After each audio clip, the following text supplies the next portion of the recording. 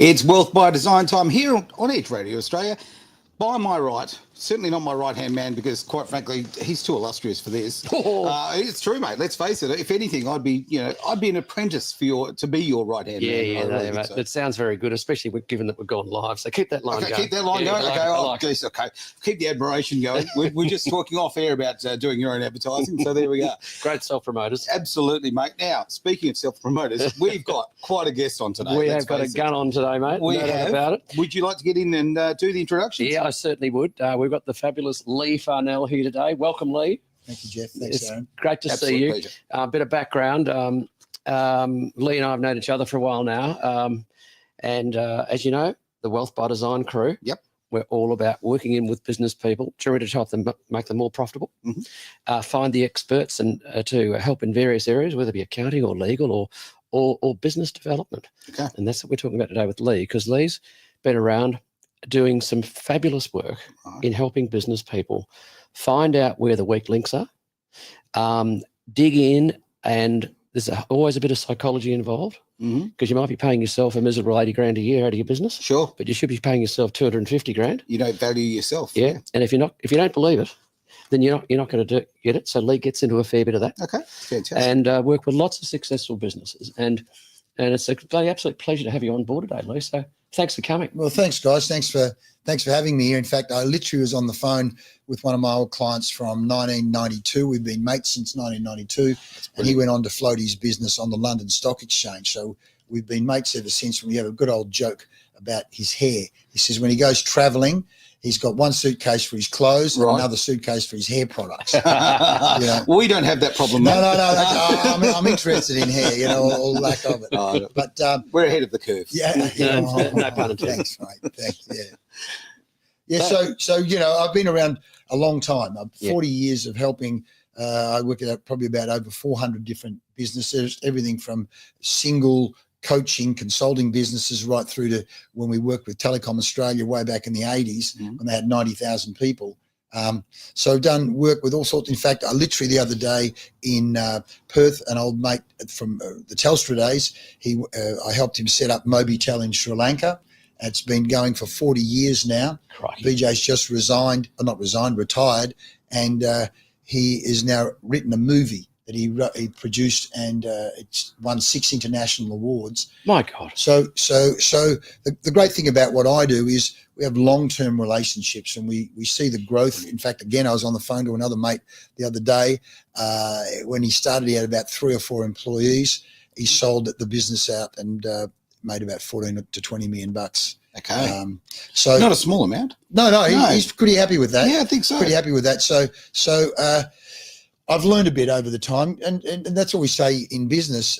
They call it professional practice. I mean, basically, you're actually practicing and learning with every client you work with. I'm sure you're the same, Jeff. And absolutely. You're the Very same, much Aaron. so. And it's like we learn, but we bring that experience and lessons to the next client and the next client. So there's kind of an exponential growth, and compound interest. There's a compound interest benefit in work with client A. We take some of those lessons to client B, and 300, 400 clients later, I've learned a bit over the years. What a knowledge bank you've got after that length of time. That's I had hair when I started. So it's all that knowledge is. By the way, folks, I'm looking like Johnny Cash here today. The boys said wear something bright, and I've done the wrong thing. So if you can't see, if all you can see is my head, I look like one of those French mime artists, do I? Yeah.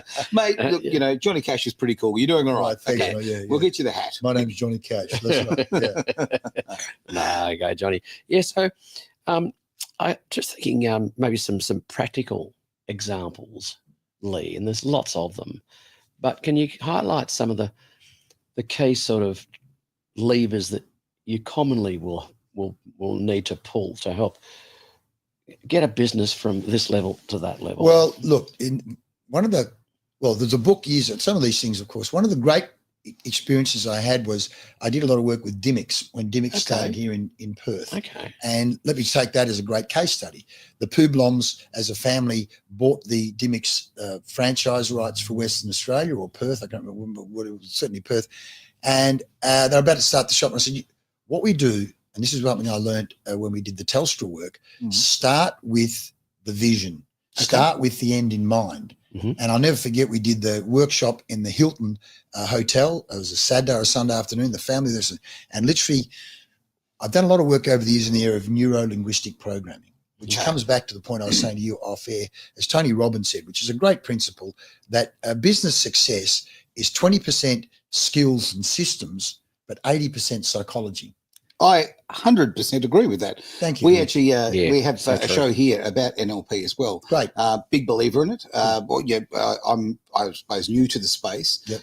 But it's just it's such a great way of harnessing your skills, because you might be the best at your gig, but if you don't have the self-belief and you don't write it in a way that you'll actually turn those thoughts into action, then you'll go nowhere. Yeah. So when we started the Telstra work, I joined a consulting team, and about 8 or 9 of the people on the team had been master practitioners in NLP. So they'd literally trained with Bandler and Grinder back in the 1970s, early 1980s. Just going back. Yeah. It is. So these guys, it's a body of knowledge around how to, one, communicate with others, how to communicate with yourself, how to model success. And so Tony Robbins has literally built, and I note the other day, he has a net worth of $600 million. He's literally built his net worth, his whole career, on what he learned from Bandler and Grinder. So, and then teaches it, of course. He calls it neuro-associative conditioning, but it's exactly the same thing. Sure. So the whole principle there of 80% psychology, let's just start with that, in terms of belief systems, self-talk, which goes as far back as Napoleon Hill and Think and Grow Rich, and the power of positive thinking, and the power of the mind control, the De Silva method. And so most business owners, first of all, one of the hard pieces they need to understand is that the book I was going to refer to that I picked up out of Dimmick's that time was The E-Myth. I don't know if you guys remember. No, I don't know. Michael Gerber, The E-Myth. The E-Myth. And Gerber says, one of the shocking truths, folks, and this is a hard one, get ready for this one, is when you make what he called the entrepreneurial seizure. I'm sick of working for this bloody boss. I've had enough. I'm going to start my own business. You know, whether you're a plumber or an accountant or a lawyer, I'm sick. You know, so you have an entrepreneurial seizure. Yeah. That's it. I'm going to go start my own business. And then he says, within a short period of time, you go, shit, I might be working for an idiot. You know, and in fact, Robert Kiyosaki also was one of my mentors. Kiyosaki, Rich Dad, Poor Dad. One of his books, Cash Flow Quadrant, he talks about the quadrant. You start as employee, then self-employed, where in both cases you're selling time for money. Sure. But until you get to the point of going, I'm wanting to run a business that can run without me, then I don't have a business. And so one of the things we need to do, and these are shocking truths, and Gerber talks about this, is you have to go, if I'm self-employed and I'm not planning on building a business, I'm trapped. All of a sudden I'm working 70, 80 hours a week. Sure. I don't have holidays. And, you know, you go to these business networking functions and sort of go, oh, mate, I haven't had a holiday for 5 years. Haven't seen the kids. You know, the kids just got married, but I've been so flat out, you know, because they're handcuffed to their business. And really what they are, and I'm talking to myself at times as well here when I'm saying this, is they're limited by their own thinking. They don't realise, our own thinking is in fact the prison. Okay. So I literally had a conversation with a guy after one of the business networking businesses the other day. He's in a recruiting business, and he goes, I've hit a ceiling at my income level. I said, well, where what number have you got in your head that you want to hit? He goes, well, if I could make about 100 grand, I'll be pretty happy. Well, I say, my background, by the way, I came into Perth to do a master's degree in physical education because I wanted the world to be fit and healthy. So a lot of sports science comes into what I do as well. And so take this, if you set the high jump bar at 1 foot, you're not going to jump 6 foot. And the same in business. You said, I want to make 100 grand. Great. Well, you might make 100, you might make 110, you might make 115, but you're not going to make 500. You're not. You know? And so part of NLP talks about model the success of those you want to be like, which is completely a understand that belief that Tom Hopkins has as well, which he said, I never forget, he used to have a shower card, you had affirmations, and the number one affirmation was never take advice from anyone more messed up than you are. Which You won't take a whole lot of advice then, would you? Well, in my case, yeah. No, but I mean, I'm talking about myself. Self-reflection. Well, there's a guy called Ray Dalio. He's a multi-billionaire, one of the most successful hedge fund managers. Yes. This guy's super smart, and he says believability index. Everyone can have an opinion, but who are you believing?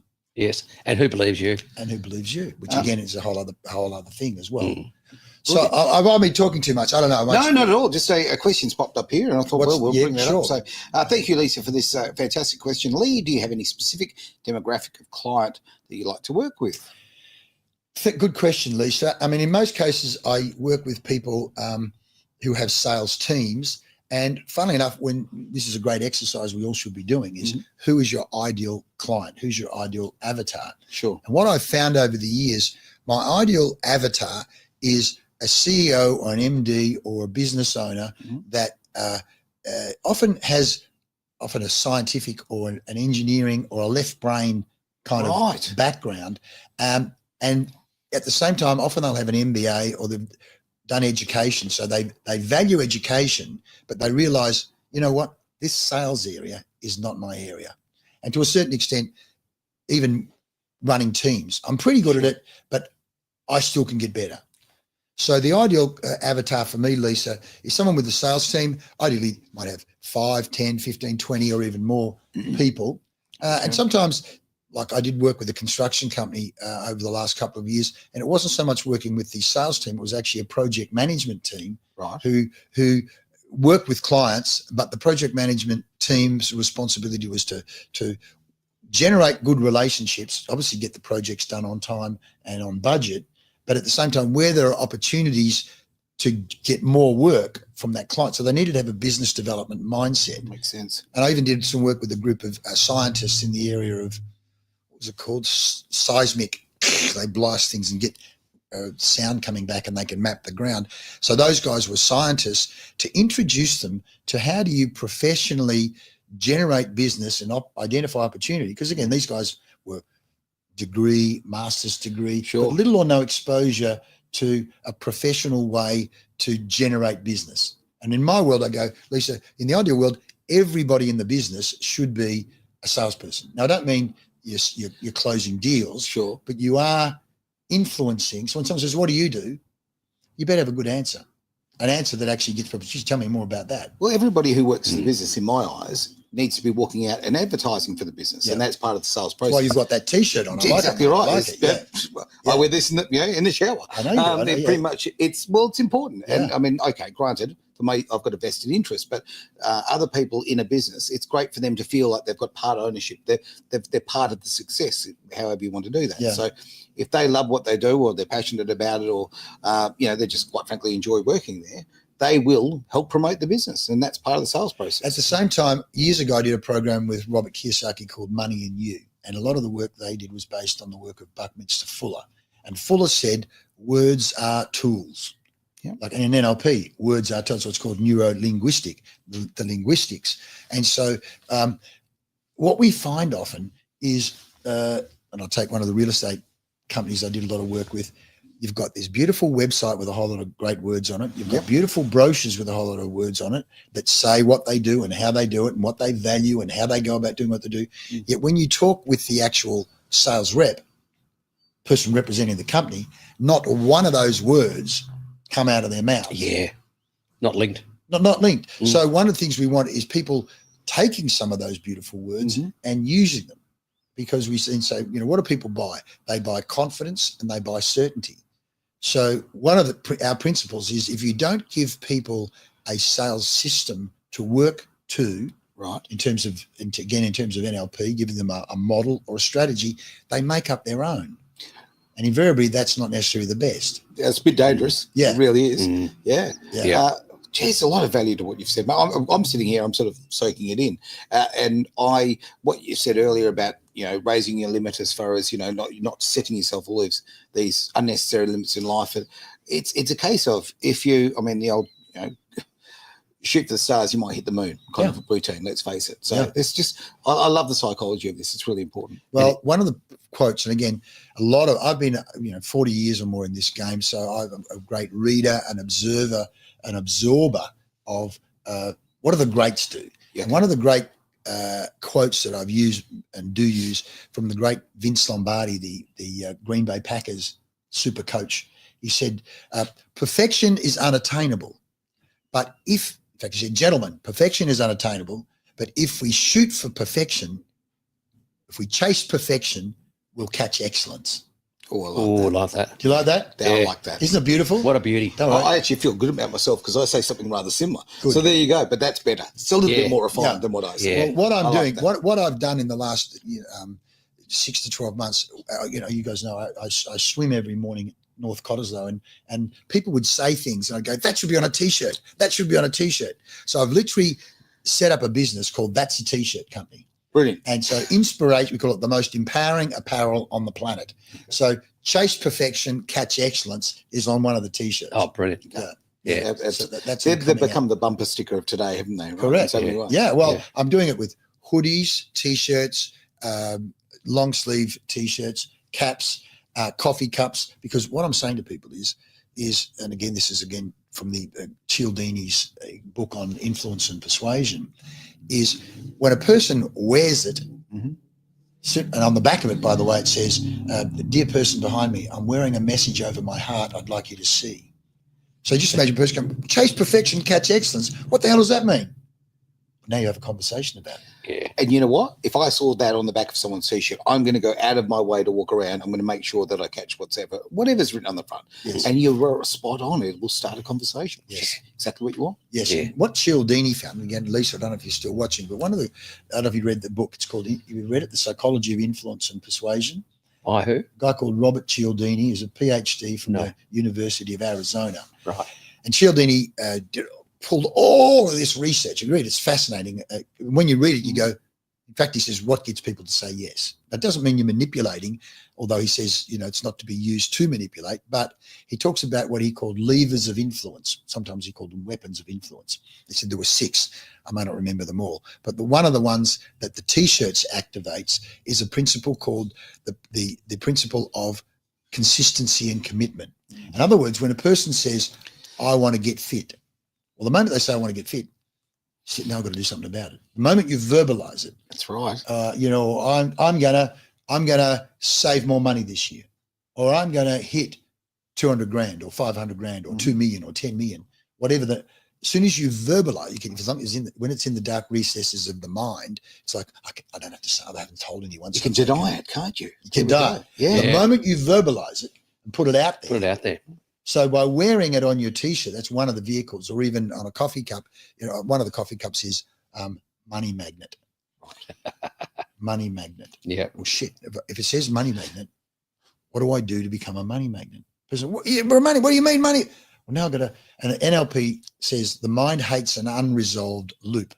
When you open up a loop, and the example they use in unresolved loop is you see someone and they say, "G'day, Aaron, how you going?" You go, "G'day, mate."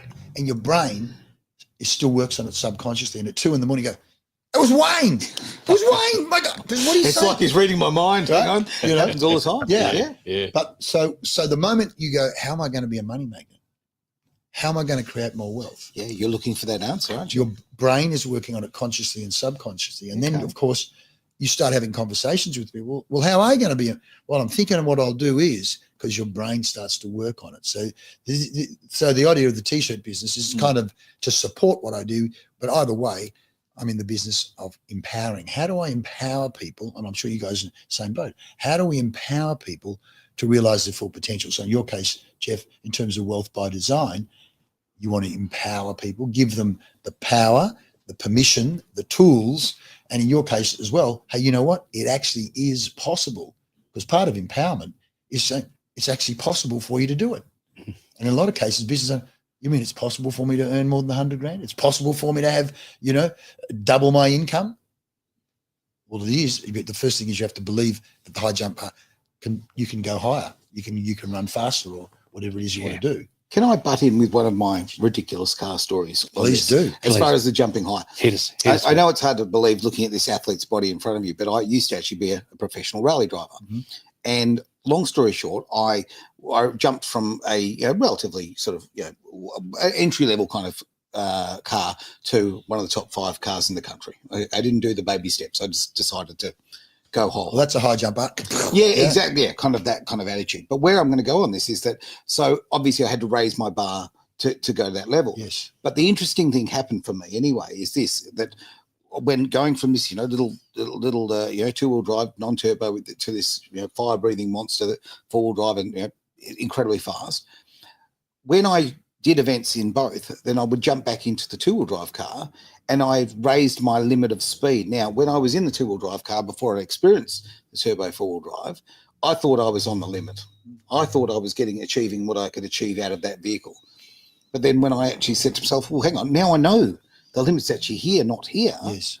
I gained that. And psychologically, that changed me completely in the way I went about my business. Well, again, coming back to Cialdini, one of the things he talks about is in primitive tribes, when they take a young boy, let's say the age of 12 or 13 or 14, take him out for 2-3 months into the bush, and all of a sudden he's sleeping on rough ground, he's putting up with cold, he's doing extra hard work. Yep. He comes back from that experience a different person. Agreed. Right to the point where, in their case, part of most traditional tribes is he commits to being a warrior for that tribe. In other words, he publicly verbalizes, I am here for the tribe to survive. Not, I'm a 13-year-old boy and I'll do my best for my mum and dad. So, no, you are now a man, you are now responsible, you have other responsibilities. So his whole paradigm and and like in your case with the car, your whole image of yourself changes. So part of wealth creation and part of a business growing is that the business owner has to go from saying, well, I'm a struggler at 50 grand or 100 grand to I'm building enterprise to the point where I might, like in case my mate who sold the business for 14 million or whatever the number was, I think he ended up with 70 or 80 licensees, what he called partners around Australia. But when he started, he had 3 or 4 employees. Yeah. And that scalability, the ability is always there, but the practical steps to actually do it must be a massive mind block for so many people. Well, and the people that can help them scale through that and work physically how to put those strategic steps in place.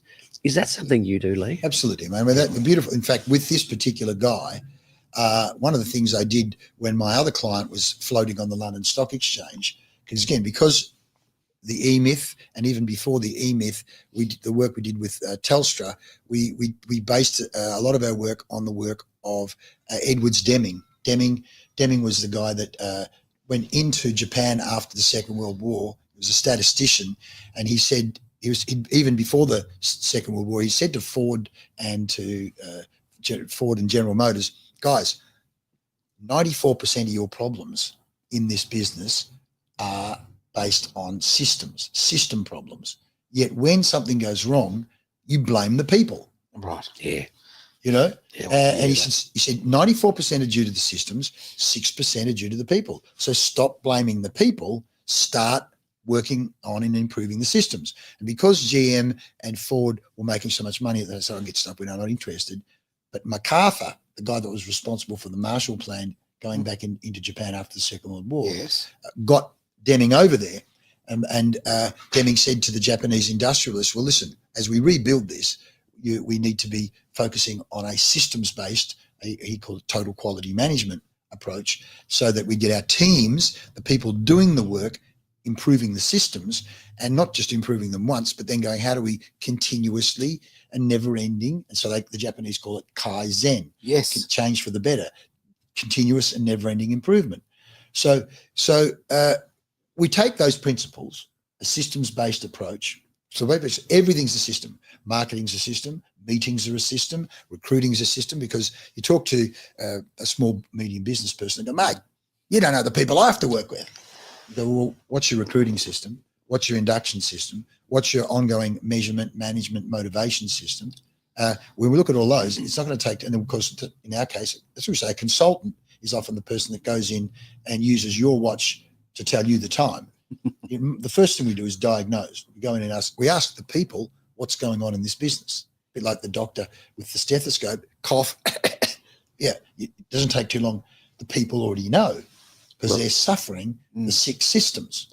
Yeah, one of those systems has to be the whole cash flow modelling component, right? Absolutely. You go and look at the numbers, the balance sheet, and profit loss. That's all part of your service as well. Yeah. In fact, one of my clients the other day is an accountant. He said, "Leigh, you know what? You could have done that even more." I said, "Thank you." In terms of my own Kaizen, I do that. In fact, what I do is I get one of my accounting people who's even smarter than me to go, "What do you see?" Because you're not accountant. Well, you're probably the same, Jeff. You look at a spreadsheet or a P&L, a balance sheet, and you can immediately start to see where are the insanities in here. It's like, where are the tumors or where are they unhealthy? What's it telling us? Yep. From my point of view, what I'm particularly interested in is where did they get their top 20 clients? Okay. Yep. Invariably, Right. Where it's quite, again, coming back to the consultant, I'm not a genius. And a lot of these principles and tools that I use, I've collected over the years and practiced. I suppose a bit like a doctor, really. You go to medical school, you learn from the other 500 years that have gone on before you. Sure. So, in fact, for this particular accountant that you actually know, I said, tell me your top 20 clients, and let's go through the pattern. Again, NLP talks about pattern. What are the patterns here? Success leaves clues. So those 20 clients, particularly the 20 most profitable clients, where did they come from? And what did you do and say? And you'll see a pattern emerging, right, which tells you, well, why don't we just do more of that? Forget doing anything new. Well, it comes back to those systems. Simple as that. Correct. And look, McDonald's isn't successful because it makes great burgers. That's right. It has great systems. Correct. Yeah. Correct. So true. It's just taking the mindset, because a lot of these small businesses started in the backyard. Yeah. They started in the garage, right? For sure. And there's a fabulous guy called Sir Roderick Carnegie that you would know of, at least, and he was very, very clear on this, and often talks about it. Not that he's in the public profile as much as he is today, but been an advisor to governments and he's an international guy.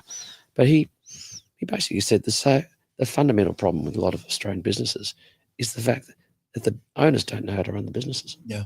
Like, it's a management thing. They haven't done any formal training.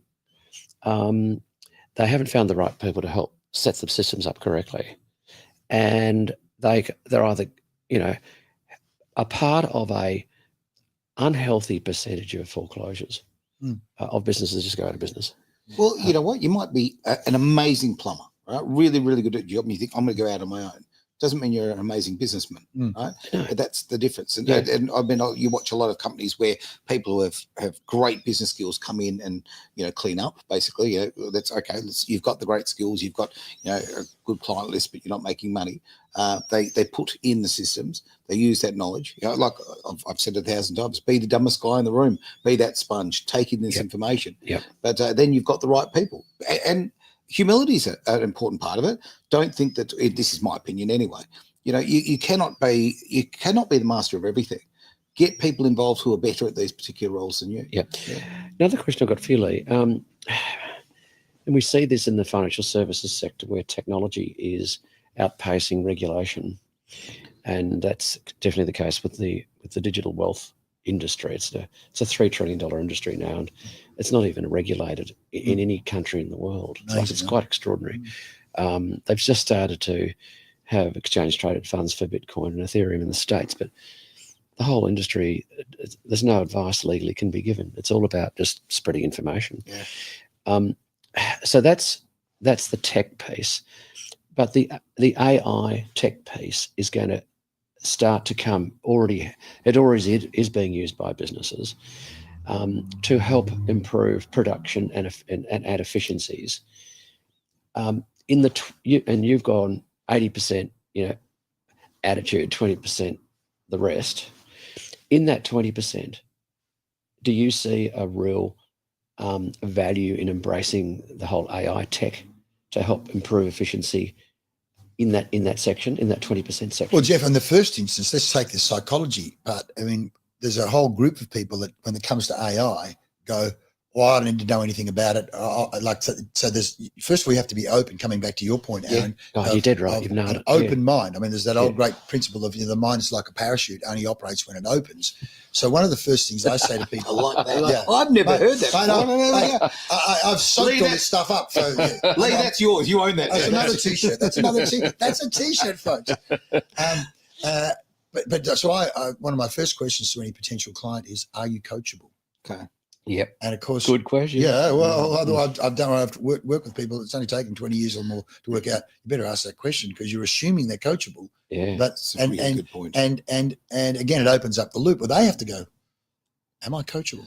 Now, I've literally had people go, I don't think, no. Or when they pause, I worry. The pregnant pause. Yeah. Oh, hang on a minute. It's a pertinent question. Yeah, it's a pretty important question. Are you coachable? Yeah. So again, and even from a sales point of view, an NLP, it's an embedded command where you go, are you open to that possibility? Are you open to the possibility of coming on Edge Radio? Are you open to the possibility of growing your business? Are you open to the possibility of creating wealth with Wealth by Design? Are you open to the possibility of considering digital currency investment? Yes. So one, you have to be open to that possibility. Then secondly, the AI, as I literally went to that AI seminar that David Beasley ran there. Yes. It was absolutely fantastic. Everybody spoke so highly of that, by the way. Ignatius was fantastic. Yeah. It was a whole pile of them. And I'll come back to a story on that. So even at that seminar, to see what was possible, the use of early on, I would use GPT chat just to come up with a better title for my podcast. Mm-hmm. And then someone said, you know what, you could actually get it to write marketing copy. Yeah. Really? So I said, well, I've got this seminar coming up. This is what it's about a bit. Write me some copy. Brrr. Oh my Now, Lee, God. I'm sensitive on this because I'm a copywriter.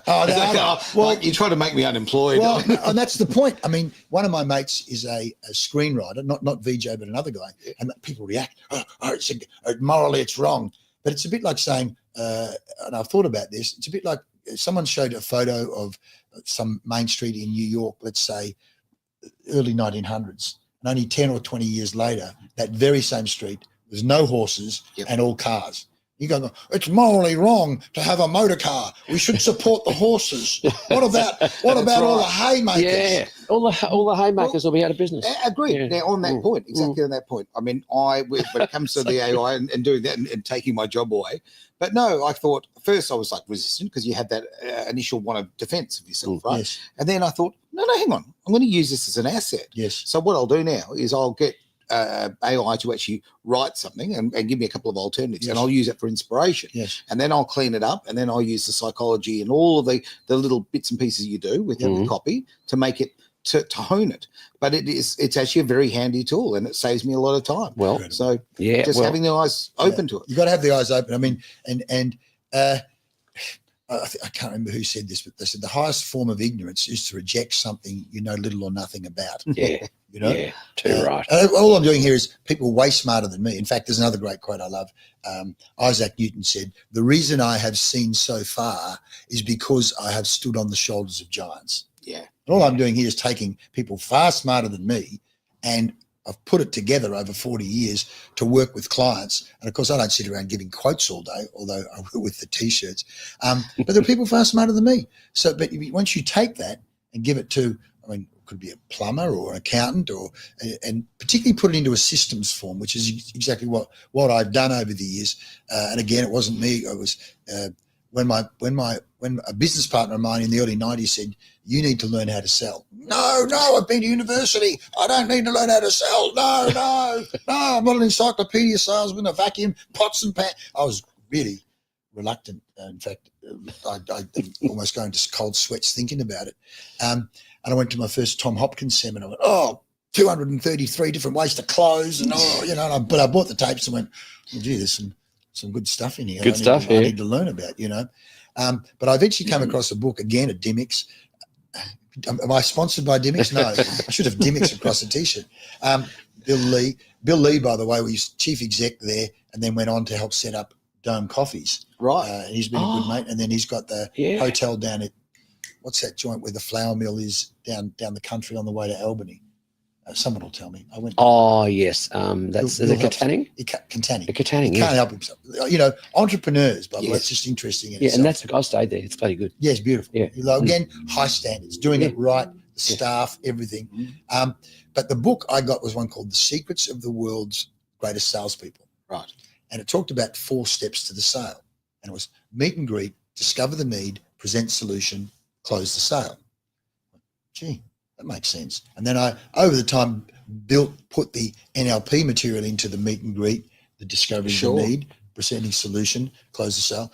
And then on the back of it, hang on, there's a thing we developed we called the R factor, which said, really, ideally, you could build your business on repeat business and referrals. And if you set the high jump bar and said, I want 80% of my business to come from repeat business and referrals, means at the front end, I don't have to spend as much on marketing and advertising. That's a goal, that's a high jump. So I color coded it. So the yellow zone is everything that happens before you meet the customer. Right. Personal development, planning, training, marketing, lead generation, all of that's in the yellow zone. Orange zone it's orange because it's like at the stoplights. We're warming up because we know from an NLP point of view that to the degree you're in rapport with someone, to the degree you connect with someone, is to the degree you can influence them. So again, Cialdini did a fantastic study where he said, we're going to do this experiment. We're breaking you into 2 groups. One group has to go and just do a deal, negotiate and sell and come to an arrangement and do a deal. And the other group has to spend 5 to 10 minutes getting to know the person. Don't talk anything about business. Get to know the person, connect as a human being first, and then begin talking about the deal. What do you think happened? Well, build the trust and develop the relationship. Yeah. And the deal will follow. That's right. So what they found was the people spending the 5 to 10 minutes at the front end, not only did they get a higher conversion rate of actually doing a deal, but the deals tended to be 10 to 30% or even more greater. Yeah, there you go. Well, the studies that 30 odd years ago, there was a study in Australia, New Zealand, and the US, and it found particularly Australia had a huge spike in the fact that people will do business with people that they trust and they have a personal relationship. Yep. Very big difference. So that whole idea of making that close, it being a defined thing, quite frankly, if you've done the foreground, if you like, if you've built things up through there and you've got that rapport and somebody feels trust with you, well, the close just it closes itself. That's right. And that's why people say, well, Leigh, I want you to teach my people to close more. You're better off teaching them to open better. And then, not the least of which, whether it be McDonald's and other places, they say, the more you market, the less you sell. The more people know about you and trust you and like you. People don't go to McDonald's and go, what's in the hamburger? Where did you get the lettuce from? There's a whole. I've met some strange types. Yeah. So my color zone, I color coded yellow, meet and greet orange, blue zone where we say swim deep to truly understand the need rather than ask one question, then the untrained person asks one question, then starts going on and on about their product. Blue's the right colour for that. D. That's right. We're going swimming. Water. We're going swimming. Oh, so he's psychological stuff. Oh, yeah, I know that. that. That's right. That was lethal, Leigh. Yes, This is on to you. Lethal. Red zone is when it's red because you want them to start to get hot and excited about the solution, because then you're connecting. We have a mechanism we call POMVIC. It's a questioning process. So it's a scaffold. In education, like my wife's an early childhood teacher, and teachers have what they call scaffolds as to how you teach people. So we've used a lot of educational psychology in the creation of this system. So blue zone is the questioning, POMVIC, and then the red zone is the presentation, the connecting of the problem you said you had with how we can help you. Yep. And the establishment of value, how it's going to make more money, save you time, make your life easier. And so then we work on when it comes to green zone, action, let's commit to action. Then if you've worked it right, you've sold on value, not on price, which, is an old sales saying, people only buy on price if you let them, but you want to be talking about value. And then on the back of that then becomes purple zone, which is the customer service, the relationship you build off the back end, the follow-up, and the repeat business and the referrals. So I've systematized the whole thing. And one, so I don't forget. I originally did it for myself because, my brain runs off. It makes me follow the tram tracks. Yeah. But having... Keeps you honest. Exactly. We used it across 13 countries across Asia. So not only have we done it around Australia, Right. we won best sales training in Australia twice by Training Australia magazine, the LearnX Awards. And one was here at community newspapers, helping community newspapers years ago. I'm trying to remember who the other one was. I can't remember. But anyway, we did it. And then I used it 13 countries across Asia. So Japan, India, China. And that company had 3 years of sales records. Okay. So I told you to bring the marketing royalty in today. Royalty, all right. I mean, and I love the fact that these systems are working no matter the culture. Yeah. So taking it to other countries where culture, because sales and any marketing has got a cultural element. Yeah. But if the systems are that good, they translate. It was beautiful. And of course, when you give it to the Indians and the Chinese, well, actually all of them were so good. I think back to people in Taiwan, Korea.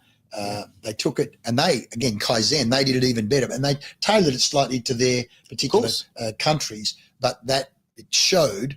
And in fact, I've got some beautiful testimonials out of the head of the Chinese company. He said, what you've done is you've broken it down and made it systematizable and teachable, because they then grew. They said, we grew our sales team by 30%, and then sales went up even more. So it's like, how do you go from 3 salespeople to say 20 salespeople? We need to have what we call an in-house sales academy. Okay. Like McDonald's. Again, I don't work with McDonald's as well. Oh, hang on. Right now, I feel like a burger and a book. I mean, Well, take the book first. I'm joking about that, just with the Dimmicks thing. That's all. Yeah. Now, listen, I thought while we were talking about AI before, yes, whether either of you, gentlemen, had come across something that came across my desk the other day.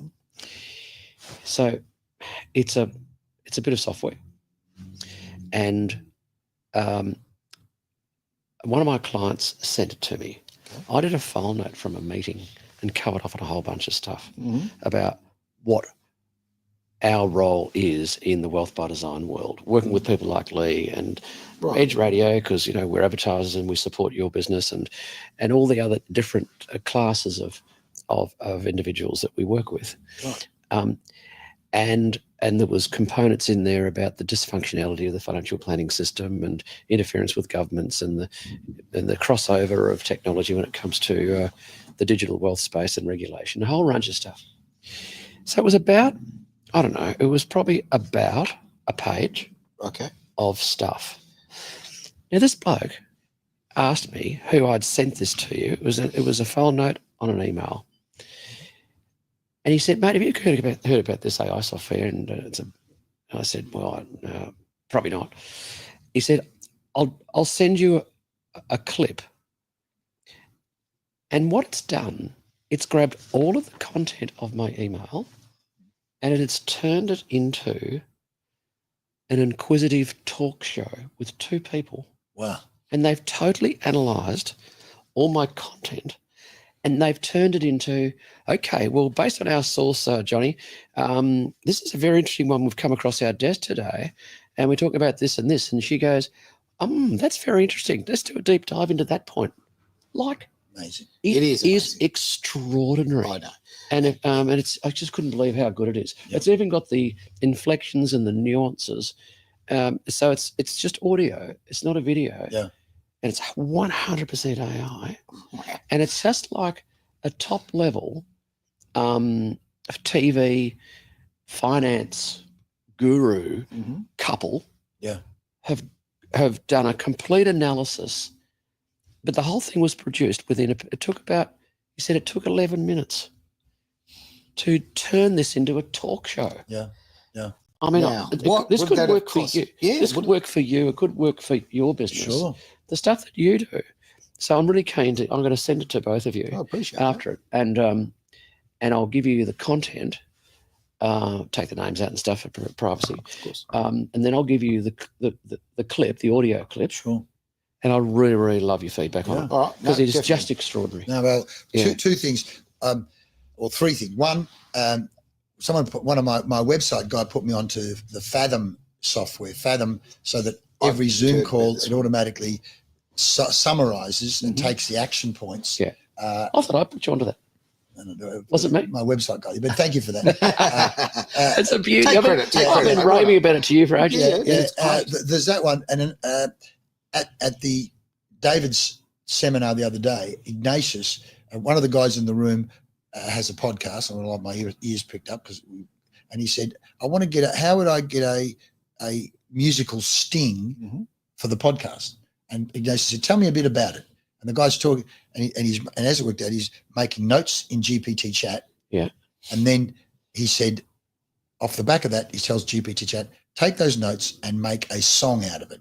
Okay. He takes that, turns it into a song. He then pastes the song into another piece called suno.com. Right. Yeah. You say, you want to change any of those lyrics? They go, oh, no, that looks good. Do you want it to be heavy rock? Do you want it to be melodic? Tell what kind do you want it? Tells it what type of and it comes out with 2 different versions. So in the last 3 weeks, I have created 50 different songs. No way. Oh, what? Yeah, no, because a thought comes. He is Johnny Cash. No. Well, first of all, I produce love songs to my wife. Smart man. There's one. They're all tearjerkers. One's called Far Stronger Together. Years ago, I created all these poems because I just knew the kids are going to grow up, and certain moments would occur. And I remember one day seeing my young daughter and looking at her mum as a baby, and mum looking at her. I went, "Oh, this is a magic moment." I wrote about it, and it was called Good Morning. And I've got all these poems. So I said, I wonder what would happen if I put those poems, told GPT chat to make a song of it, and plonked it into mate, I've created so many. But even just yesterday at the breakfast, someone at the breakfast said, Carpe Diem. One of them goes, what do you mean Carpe Diem? You don't even know Carpe Diem? What the hell? So I went last night and I went, write a song about Carpe Diem. Yeah. Well, it's an absolute ripper. Really? And by the way, you'll love the one I did. My bookkeeper, I asked her to send me some P&Ls across, and I realised I'm not looking at my numbers enough. You know, we teach people what you measure, you manage. What you measure, you have control over. You don't pay attention to it. I gave myself a little slap around the head, and I said, I'm going to write a song, or tell GPT chat to write a song, and I gave it instructions about the importance of regularly looking at your finances, to keep on top of your finances, et cetera, et cetera, et cetera. And this song came out. It's called Money Don't Lie. It's called Money Don't Lie, the financial fitness song. Right. Okay. Yeah. I'm going to send it to you guys. So good. This movement back and forth. Might actually throw it on air, mate. I mean, let's share it. I also did one for the sales seminar that I'm doing with David, because it's called Sales Fixes Everything. And it's about having a sales system. And again, from a business owner, not being the bottleneck in your business, not being your sales bottleneck, and having a system, and why have a system, and the relationship between a sales system, systems in your business, and scaling so that the business can run without you. And I put notes again into GPT chat around that. It wrote the song, and it's called Get in the River. I think the Cash Flow River. Okay. Right. It's a bloody ripper, if I do say so myself. Well, Leigh's album will be out next week. We're looking forward to that one. Yeah, call me Jay-Z or Lee Z. Yeah. Lee Z. Yeah. Oh, fantastic. So that's AI, mate. I'm literally You're right into it. I'm swimming around in it. But I tell you, the third thing I want to say there is, one of the guys that I swim with is a young, enthusiastic guy in his mid-30s. He was always coming to swimming, talking about AI. And I said to him, mate, if you come across any programs that turn you on, send them to me. Right. And so I've got this list of ones. One of them was an example was, he said, there's this one you can talk to as if it's a person, ask it a question, and you can choose male or female voice. Okay. And I thought, I'm going to ask this person, this AI, mate, what would you do to grow my business? And it's in an American accent, although I think you can even choose the accent you want. Good. It's going, well, what you're going to need to do, Lee, is choose your ideal client and da-da-da-da. And by the way, if you don't mind me asking, what kind of business are you in? I said, well, actually, I'm actually in the sales and business growth coaching business. He goes, a tricky person. You've asked me the question that you would normally answer, huh? You're a snake charmer, huh? Oh, my. This is AI saying This is it to bloody me. AI. I'll tell you right now. I was, we talk about open-minded and all that kind of thing. I was a little resistant to it, to be honest with you. As I said before, but for other levels as well. I've seen the Terminator. That's my line, right? Yeah, okay? right. Yeah. But I'm telling you right now, we are using it here at Edge. Okay, we've decided to try and embrace it, and it is just being so good for us. It's enabling us to have things we couldn't have before. Yes. And save amazing amounts of time. Yeah. And we're always time poor, so the when you can benefit in that area, it's a huge win. Yeah. So my attitude now is you either jump on board or you're going to be swimming for the rest of your life. Well, that's the point Ignatius made the other day. If you choose plumber, accountant, lawyer, whatever to go, I'm not going to touch it. Your competitor gets onto it. Mm-hmm. They're on the roller skates and you've got handbrakes. Yep. Still on. And so it's so important. Now, one of the guy I literally had coffee with today, who's a person I coached back in 2014 at Community Newspapers, is now part of another business, sales director. Mm-hmm. He says, what I do is I have a meeting with a client, and I think he must make verbal notes, but he makes notes on the meetings of what the client wants. And then he puts those notes into GPT chat and says, come up with a proposal or a quote based on those notes. He goes, there's no way I could have come up with a proposal or a quote that good. Now, of course, he can make changes to it, but the time it saves in terms of putting proposals and quotes together, it's unbelievable. I'd never even thought of doing that. I thought, how good's that? Well, this has gone full circle because we've been talking about systems. And systems make you efficient. Yes. And everything we're talking about here is about creating efficiency. Yeah. We're going to have to stop, which is a bit of a shame because I'll tell you right now, we've gone way over time. I don't care. We're going to have you back, Leigh. Oh, really? We're over time already, are we? Yeah, look, for sure. God. Absolutely, yeah, mate. Sure. Not that it's a bad thing at all, but I'd love to actually probably get you in and talk to, we've got Terry Messenger here who does an NLP show. Okay. I think it'd be very interesting as well. But Yeah, we could. now, obviously, people are going to want to get hold of you and have a chat. Best to go through your website, I'm guessing. Either way, Leigh, tell us where they can find you on your connection. Well, you can obviously. I'm on LinkedIn. Search Leigh Farnell on LinkedIn. You can search me at leighfarnell.com, a website, but obviously they can contact you at Wealth by Design too. Come through to Wealth by Design. We'll just flick you straight through. Yeah, fantastic. Fantastic. Well, look, make it even easier. If you're watching right now on our website or listening on our website, your face is going to come up any minute, mate. You can just click on that. It'll take you straight through the website and then straight, obviously, through to Leigh as well. Lee's website. Perfect. You know what? Make life easy. Yeah. That's right. We're using the tech. Well, guys, we're walking the talk. Thank you so much for having me on, guys. And thanks for watching out there as well. Again, this is all about empowering people. And it's so great to help. From a financial point of view, empowerment, life empowerment, it's just fantastic. So thanks for having me, guys. It's an absolute pleasure. We'll get you back, man. Thanks for being part of Wealth by Design here on Edge Radio.